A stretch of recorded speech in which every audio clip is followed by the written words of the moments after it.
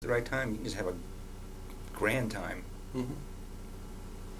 Do you like green tea? Not particularly. I like the old-fashioned. Well, I don't even know what this is, but Okay. like the Earl Grey or English breakfast tea, or Mhm. just the standard teas. This is rock tea. That's Chinese tea. Rock tea. It's an oolong. Okay, I like that. Oolong. Very good. And it's rock tea. It's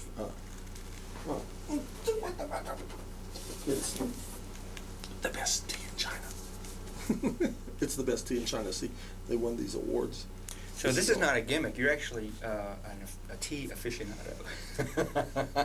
Well, that's the brochure from the, and it's written in English, on that page. One page has English on it.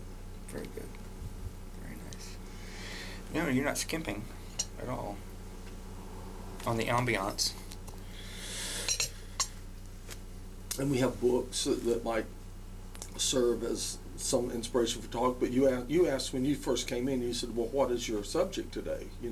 It seems to be Carrie Fridley. It does. We've kind of gravitated. City Council and Carrie Fridley. She has that quality. To become the subject of conversation.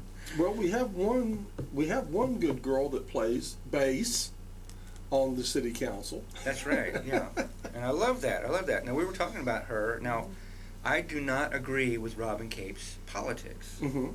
Generally, I think she's got some good ideas. I like to hear what she has to say. Mm-hmm.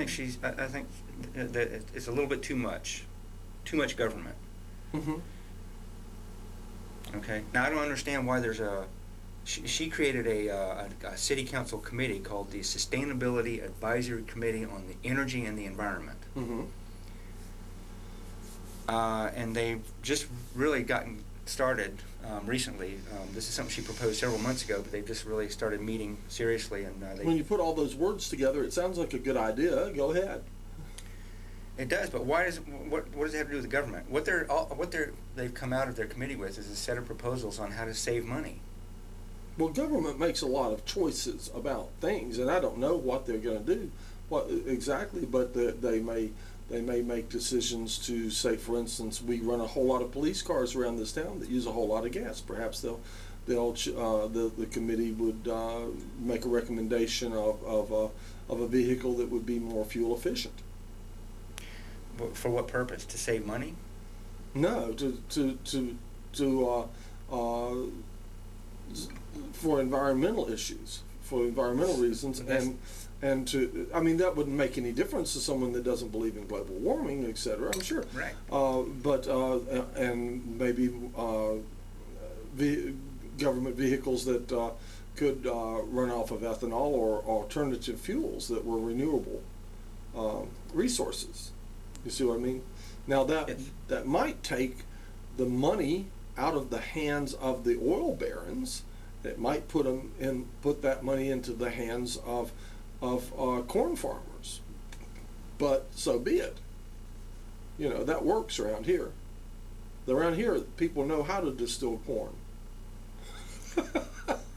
I understand that. That's a perfectly valid argument. But my concern is that we've got a government-run committee coming out of their committee with recommendations on how to save money on your light bill. Okay. Not for us, but this is they're making recommendations on how city government can reduce their light bill By using fluorescent bulbs. Well, there are a number. Going with LEED certification for new buildings, cutting down. Their proposal was to cut down 80% on energy usage over a certain period. I think it's 5 years or something like that. Well, that would be excellent. That would be a tremendously hard job to achieve. Right, but I don't understand why there's a committee on sustainability on energy and environment when there are a lot of other ways to reduce the cost of government, and we just have one committee focused on energy and environment. Well, from listening to the name what of about this all those other ways to save money? The name of the committee doesn't sound like cutting down the cost was their main goal. That's right. I don't think it was. I think that's a byproduct, and also a way to sell what it is that they're doing. I mean, if they make a recommendation and they say this is good for the environment and it reduces our costs, then it sounds like a win-win situation, doesn't it? Yeah, if those are your values. I don't believe that government should be in the business of determining those things. I think that it's good for government to try and cut costs. Mm-hmm. But this is not a committee on cutting costs. This is not what they're saying that they are all about. They're saying we're about sustainability for energy and environment. I don't understand why they don't just have a committee for it used to be called waste, fraud, and abuse. Mm-hmm. What's wrong with that? What happened to that? That's more broad-based focus. Anytime you can find waste or ways to cut costs in a number of different ways, I think that's good. You're saving the taxpayer money. Oh, you're saying they're coming up with recommendations that are environmentally unsound and cost less? No. No, I'm saying that they're establishing a committee that has a narrow focus, and the recommendations coming out of the committee have to have something to do with cost savings. But what about all those other areas where there are opportunities to save cost of government? Why isn't this committee focusing on all those things? Because it's a smoke What's screen. the name of the committee? Sustainability Advisory Committee on Energy and Environment. Right, because they're not an oversight committee for finances. That's right, and I don't see why this committee was created in the first place. City staff has the responsibility of finding ways to cut costs. If they're wasting money or leaving the air conditioner on too long when there's nobody there or things like that, they need to tighten their belts a little bit. That doesn't require a city council appointed committee to get those things done. That's not for council to determine those things. On how to reduce your light bill? That's nonsense.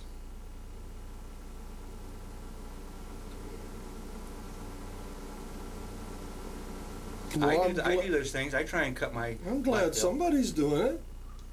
I think it's a good idea, but it's a smokescreen. They're coming out saying, "Well, we're doing all this great stuff for the environment," and all they're really presenting to City Council are a set of recommendations to reduce their light bill. Now, this committee, oddly enough, is oblivious to all these other ways to cut the cost of government. Now, these ways that reduce the light bill, are these environmentally sound things that they're talking about doing? Do they have environmental impact?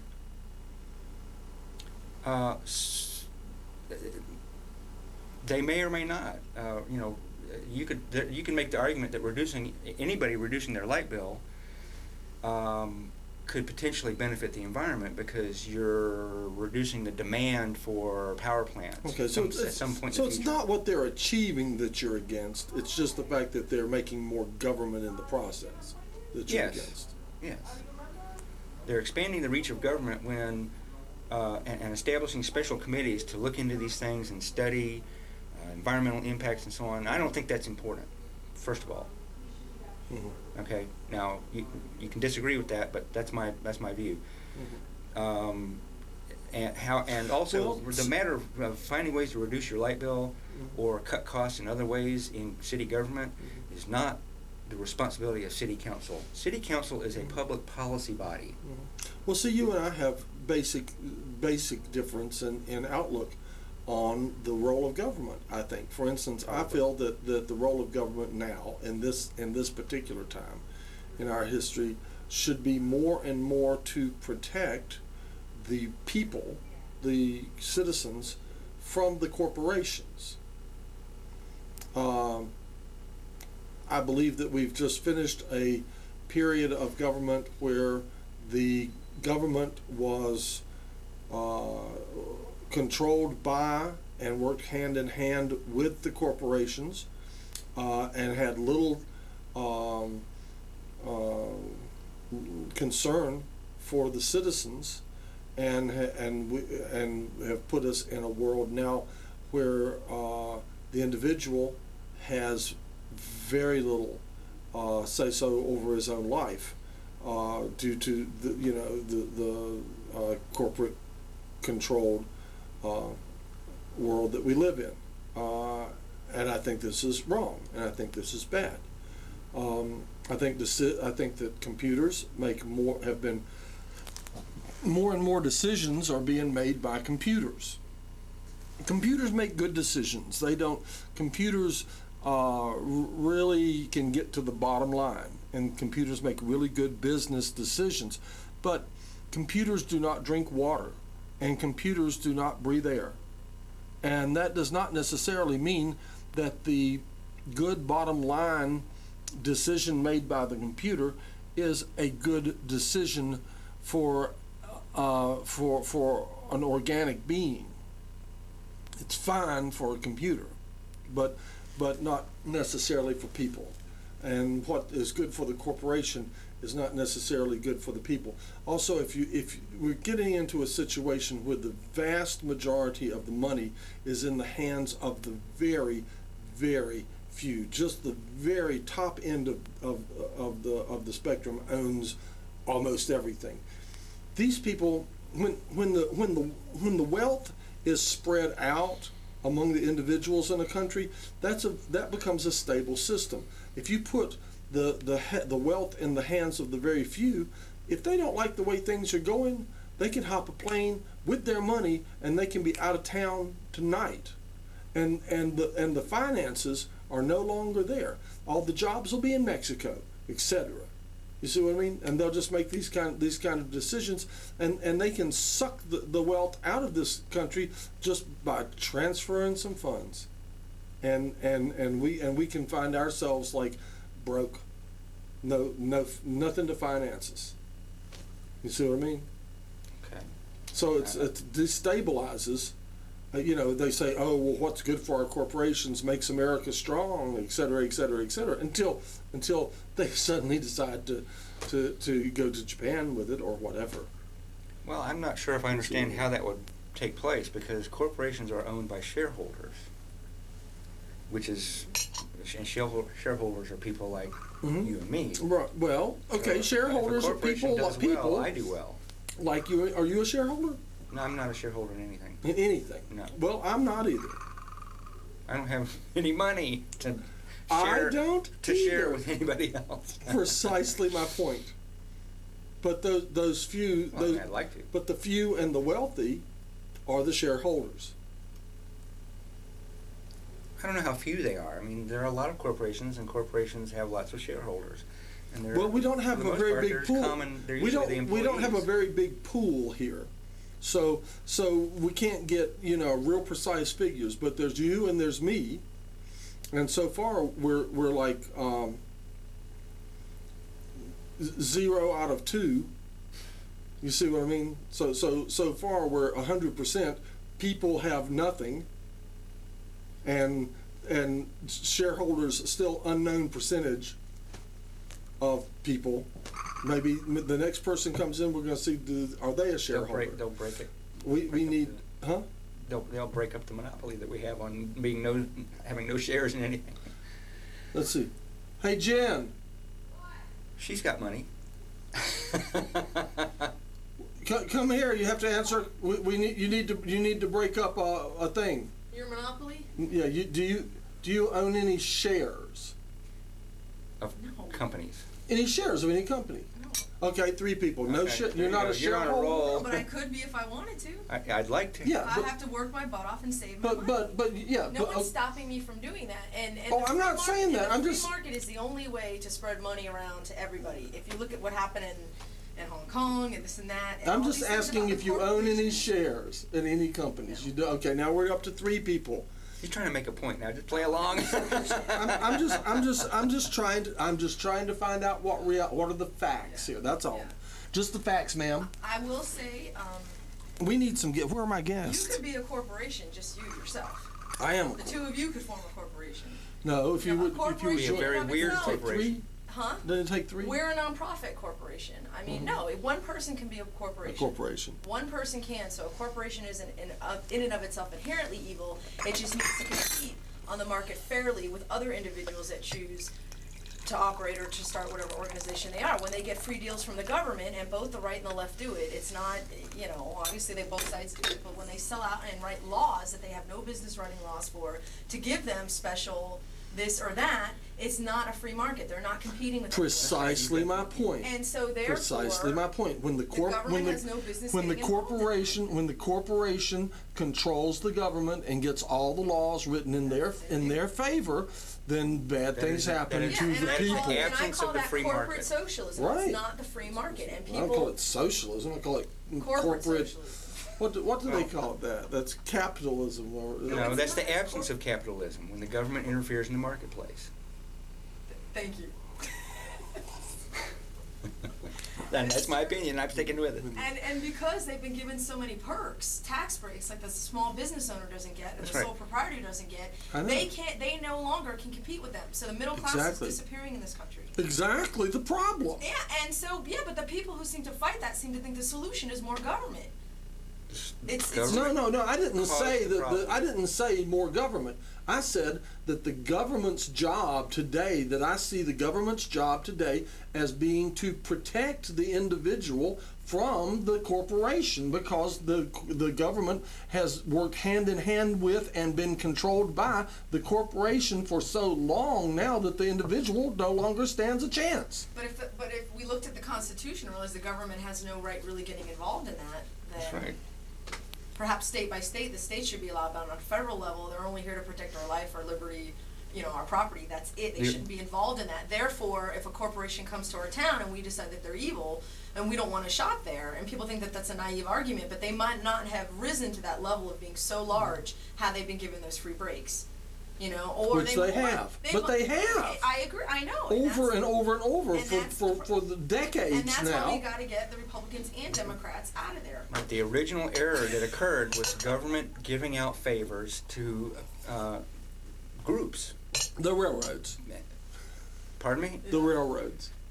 That was a government-created monopoly. Mm-hmm. They need to just and let us And figure it in out. fact, under capitalism, the only way to have a monopoly is through government interference Mhm. in the marketplace. Well, communism wasn't really a bad thing until our government decided that it was. Do you know what I'm saying? Oh, I gotta go on I mean, that it- one. it- I can't even get involved in that one. How dare you say communism? Oh, It's good up to a point. Well, you just lost one of your guests. What? She won't ever come in the door. I know. She won't I know. come past the thing. I have this problem with people who won't come past the door. You see what I mean? And she's a good-looking You chick, too. you start seeing this is the reality of the Tea Party. See, now I've been working the I Tea see Party. the problems that you have now. I've been working the Tea Party for a while, and I've come to realize what certain boundaries and things, you know. And there's imaginary I'd love to sit down and chit chat and set you people straight, but I have to work.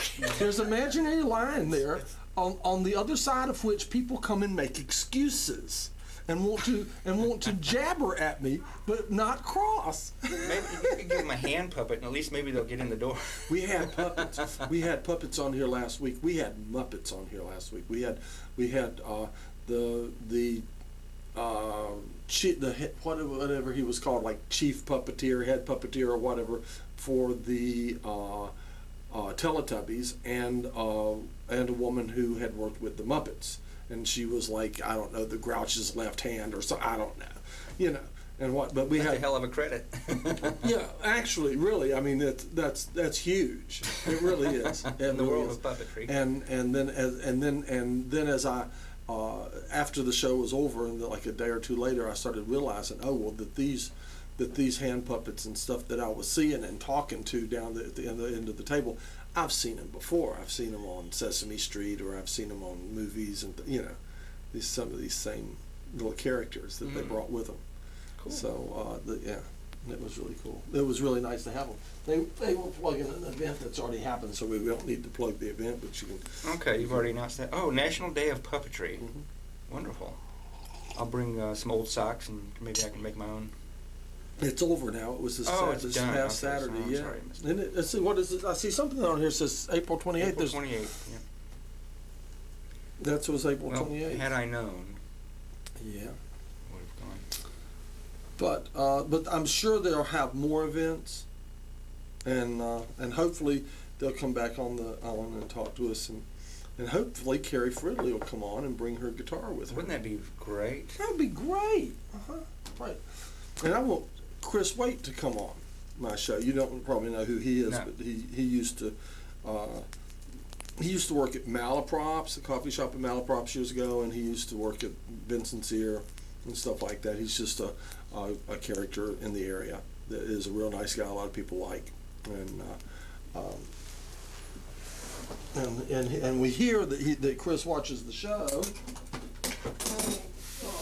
Well, I'd love to see more of that kind of thing. You know, a lot of the shows that are on URTV are produced by members, and they go out and they film their whatever it is they want to film, and they put it on, and a lot of times they're on camera themselves, or they might just be filming their favorite concert or something like that. Mm-hmm. And it's pretty much whatever that particular producer wants to put on.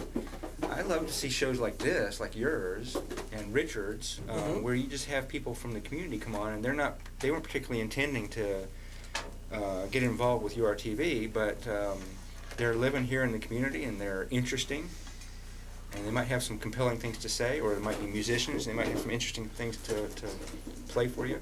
Well, see, all that brings up... Give you a little bit of the flavor of the city. All that brings up more of that philosophy that I was just telling you about, my philosophy about how the corporation is controlling everything nowadays. You see, well, the corporations are controlling everything. And when we turn on the television set, everything we see, every image that is fed into our minds, and the television screen has become the retina of the mind's eye. So what we see on television, unfolds in the brain as reality, and we believe this. This is why Hitler was able to come to be as powerful a dictator as he was, is he had two weapons that no dictator before him had ever had, and that was radio. He could address the entire country at once, and he had motion pictures, and when you see motion pictures, it makes a statement in your mind, believes that is reality. Mm-hmm. You see what I mean? Yeah, and it's very controversial, some of the films that were made during that time. Yeah. Leni Riefenstahl was a brilliant artist. Mm-hmm. Did a wonderful film of Nazi rallies. Right. She didn't put any of her political views in there. She was it was just an artistic piece. Going to the material and trying to do something objective. Right. Mm-hmm. About it. Documentary. And from that point of view, she did good art. But right. the controversy was, should she have done that at all? Because of the devastating consequences of that kind of propaganda machine being. I believe in honesty of what's going on. That's why we call this place. We say there's reality TV. When you're at the Tea Party, you're in reality TV. This is reality TV right here. Good. Because it's happening right now. Yeah, no, and I understand what you're saying about television today. We really do have to make our minds fit to withstand this onslaught of commercialism and all these images and messages that are coming at us, rather than just allowing our minds to be, this retina that just takes everything in, and it becomes some kind of a weird reality. That just really depends on how. Well, what I'm saying is everything that you see. Let me step on you if I can. Go ahead.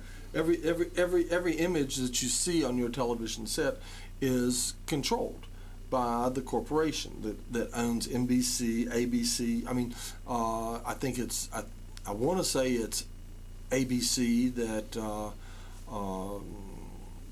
General Electric bought while they were the only manufacturer of nuclear triggers in America, et cetera, et cetera.